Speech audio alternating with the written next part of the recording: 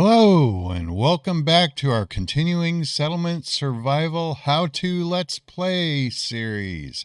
I'm Larry, and it's episode 56.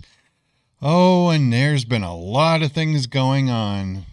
Several people asked me if I quit the series because I hadn't uploaded for a couple days, but believe it or not, it's all a matter of fixing and testing. Yes, it has been one thing after another, and as you can see, our population stress is up to 144%. Fertility has dropped below 20%, and I'm going to go into another shrink mode, which is fine. The great thing with the population stress, and I finally have it dialed in, and with this, if you are severely out of balance in the game, your population stress goes up. So right now, the things that are hurting this settlement is plain and simple. It's my simple food production. It is horrible. And I've been working to get that addressed. But unfortunately, we've been hit with multiple tornadoes, and it has decimated my livestock industry like there's no tomorrow. I mean, this one, I only have 2 full functioning herds.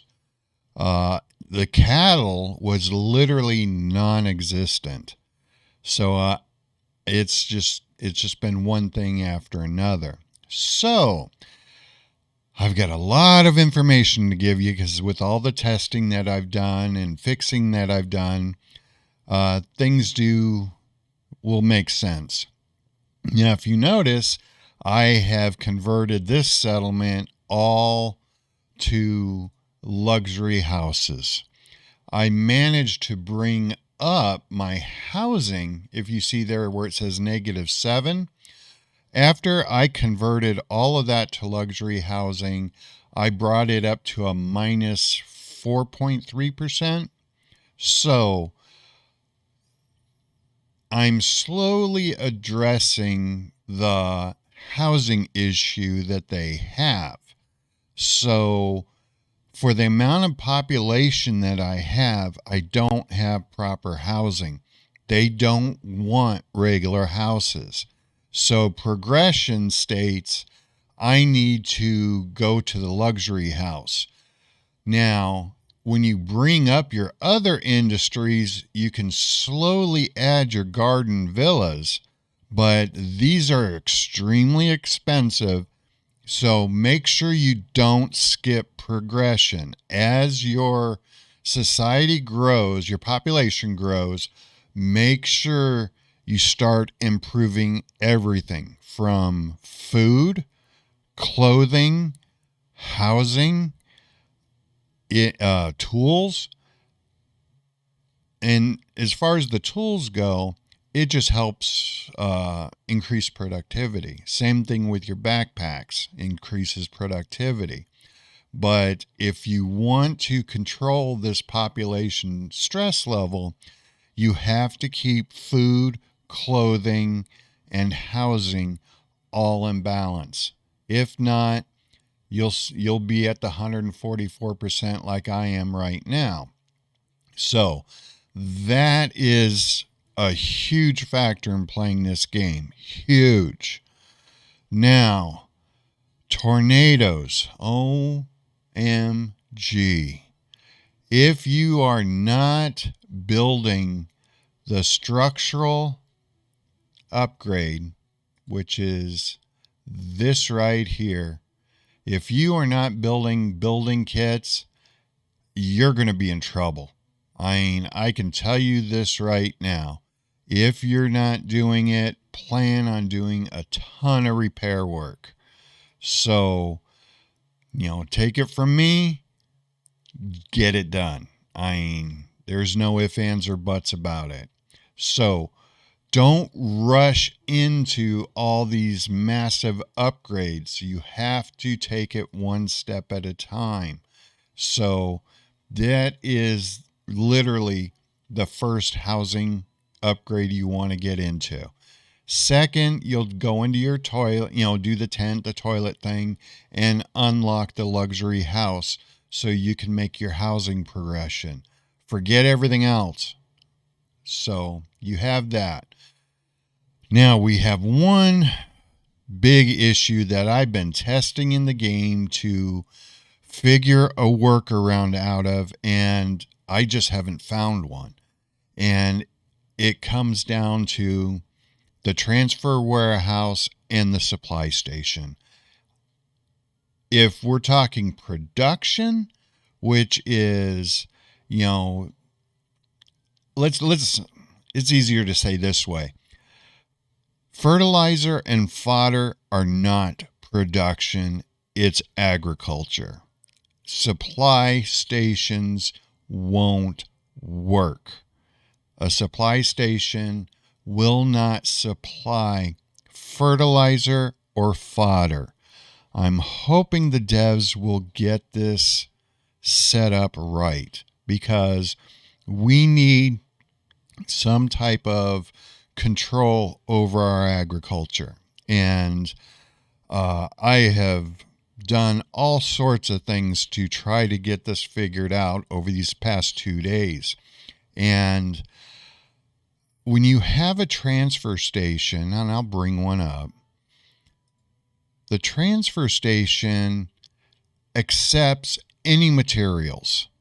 So if you're making fertilizer like I have over here, if I would have placed a transfer station here, anything that's within that blue circle, it's going to accept from. And it won't deliver to anything that's within this circle. It'll only go outside this circle. Warehouse is outside. So even if you have this completely packed with fertilizer, a laborer or somebody can come in and drop anything they want in that transfer station. So if, say, you're overproducing lumber and you're filling up all the warehouses around here with lumber, and they finally get to a point to where they see your transfer station, they'll fill that transfer station up with lumber. So then it makes it less efficient. Then you have the problem with the warehouses. They're still too generic. And what I mean by that is, let's go over to the raw materials and raw food. If you notice, fertilizer and fodder are in the same warehouse. So even though, let's say I was just lucky and I was only getting fertilizer off this area, I could send it to another warehouse. Well, let's say it was fodder. I could send it to a warehouse right here for fodder to feed the animals, but they're going to put their dried animal dung into that warehouse. So if I'm not pulling all of their dried animal dung out, then that fodder warehouse is going to get filled up with any of this stuff. So if you're overproducing in any of that area, you're going to be up a creek. And that also means the warehouse here can't be really in any range of any other facility that's creating this stuff, because it's going to contaminate your warehouse. And if it overproduces, you won't have any room for fodder. So the only workaround I have been able to manage to get figured out is by actually having fodder being made directly at the animal pastures. And then same thing with your fields. You have to have fertilizer being done over here. Now, the big problem is is I placed all this stuff right into Tornado Alley. And so the tornadoes start about right here, and sometimes they path high, which takes out a lot of the crops here, or they jog over to the right. And I lost all these fields right here. Then it pathed over and literally took out all my horses, half of my dairy, and the majority of my buffalo. I think I only had like 4 of these not touched, 4 or 5. And then I had to shuffle them all around. Now, horses and dairy, the dairy cattle, oh my God. You're talking about slow breeders like there's no tomorrow. It is horrible. So be ready to spend a bunch of money getting these things going. And it's just absolutely horrible. And I just realized I don't have my game stuff going on because I didn't hear the horses. So that should fix it. There we go. So let's hear horses. There we go. And there's our moo cows. So we have noise back. So yeah, I mean, it's such a pain. And then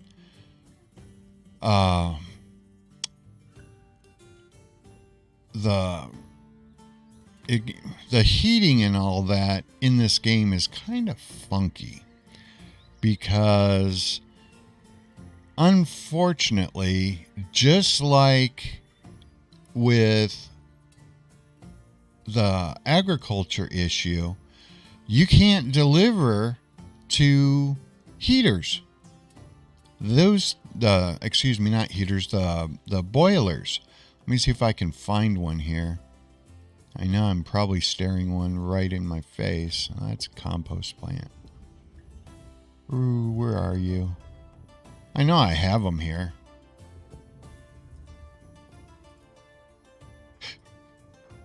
Okay, come on. Those are kilns. I know I built one over here. At least I thought I did. Maybe I didn't. Grr. There's the hospital. Oh, seriously?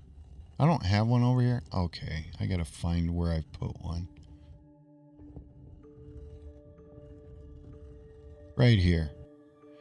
This thing right here won't allow me to deliver.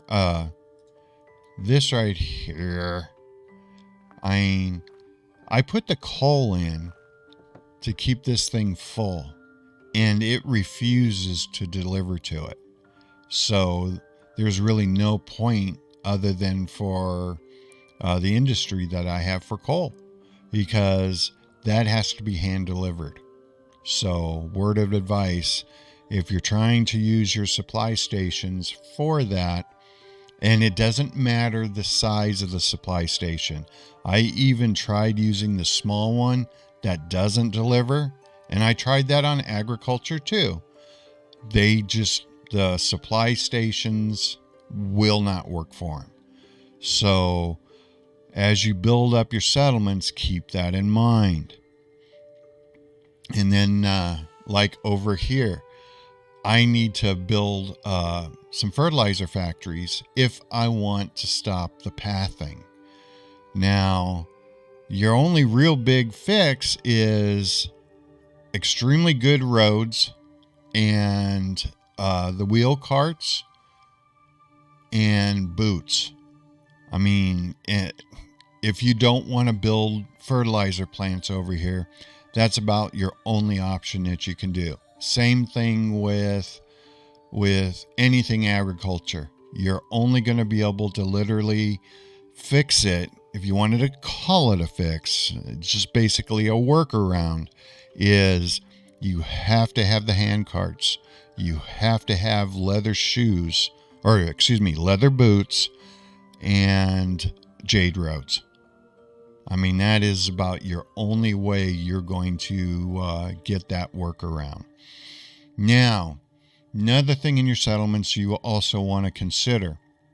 I know there's multiple players that don't like my market packet build, which is fine, because once this is done, and I'm going to be able to show it to you because I have settlements that I'm going to start. And remember how we talked about ghost building?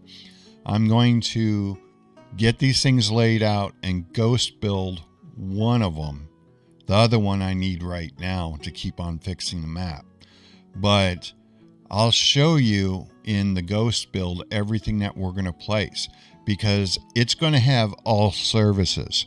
It's going to have food coming into it. It's going to have high-end food coming into it. It's going to have your medical. It's going to have everything. So this whole thing is going to be surrounded up in the corners of supply industries. So we're going to be using receiving stations and all that fun stuff to bring in the necessary materials to give them exactly what they need. That will fix a massive amount of pathing issues to where our citizens are going to stay close to home. So, it'll all make sense once I get that done. Now, another thing is when you're designing, like right now, I have this massive industrial complex. All of this is going to shrink in size once we stop expanding. So, just like I'm getting ready to start hand carts. So, with where everything I have right now for my backpacks, I'm only going to be required to keep basically one clothing factory up for backpacks, and that's just going to be for emergency only, unless I want to sell backpacks, but it's really not necessary. I mean, the only problem is a disaster. And I've learned my lesson, and I am going to stop building these covered warehouses. They are pretty, but they are a waste, because plain and simple, having a tornado hit one of these things and you wind up losing 1,000 items of clothing is horrible. I mean, I think it was this one, and I lost everything. I mean, I had leather shoes in there. I had leather boots in there. I had the better gown, or excuse me, the luxurious coats in there, and it wiped me out. That's one of the reasons why these numbers have been so horrible. I mean, right there, I'm tracking luxurious jackets, and I was at 1,800. I mean, it killed me, and this number just skyrocketed, because your clothing affects happiness, which the higher this is, actually dilutes that population stress. So, which affects the bottom number, which is your fertility rating. See all the ones that are in green? That compensates for the population stress. So, it's a big deal. So once you start, when you're building your settlements, always keep an eye on that population stress level so you can address any issues early on. That is probably the biggest point I'm trying to make here. Now, the warehouses, just like, see how all my warehouses are full? I am trying to get rid of this nonsense, because the more overstock you have, the less efficient your transportation becomes. So, if you have to, shut stuff down or transition to another industry that's going to help suck all this extra stuff up. I mean, in this warehouse alone, I have 22,000 herb here. I mean, I am just swimming in herbs. 82,466 because I was so focused on getting everything else done. I was not paying attention to my herbs because I figured, with all the soap I'm making, that'll offset my herbs. I wasn't even close to it. And I had lost some buildings and all that in tornado, and I'm just like, the hell with it. I'm not going to address them right now, so I just destroyed them. And this is the headache that I've created.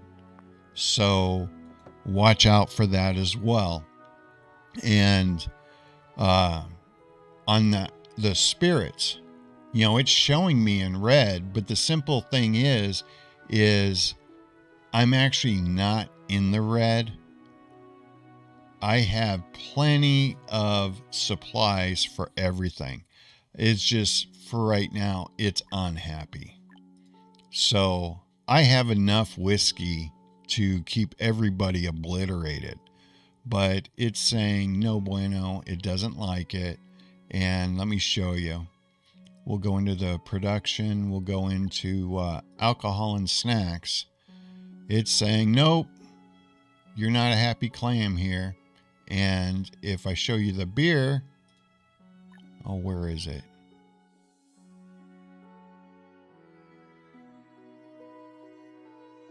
Right here. It's unhappy with my spirits because, I'm not allowing them to have it and they want to consume 30 a year. Why? I have no clue. Because my whiskey, they're saying that I'm not making enough. And the reason why is I have it capped at 10,000. So this is all this is. I am not in the red in this whatsoever. So life is good. It's why it's saying it, I don't have a clue, because my whiskey numbers stay at just slightly over the 10,000 range every time. So yeah, I'm not too sure what's going on with that, but I'm ignoring it for right now. So those are the updates. I may put out a video every other day, no more 3 videos a day, because to be perfectly honest with you, nobody wants to sit there and watch me for a half an hour build and destroy, build and destroy, build and destroy. Let me get this corrected, so get the numbers back in line, and then we'll do more as far as the episodes are concerned. So believe it or not, this is a short video, so I appreciate everybody's concern. The series is continuing on. We are going to go way past this 2,000 number. Just got to get some things fixed right now. And we're going to take this all the way to the top level without building a castle. That's the whole thing, is I want to see how far we can take this without building a castle. So I appreciate your time. If you like some of the stuff that I've warned you about, hit like. Appreciate the follows, and I will be talking to you shortly. And remember, this is still ongoing. I'm not bailing on anybody. So have yourself a great day, because I am, and you should be too. I'll talk to you soon. Bye.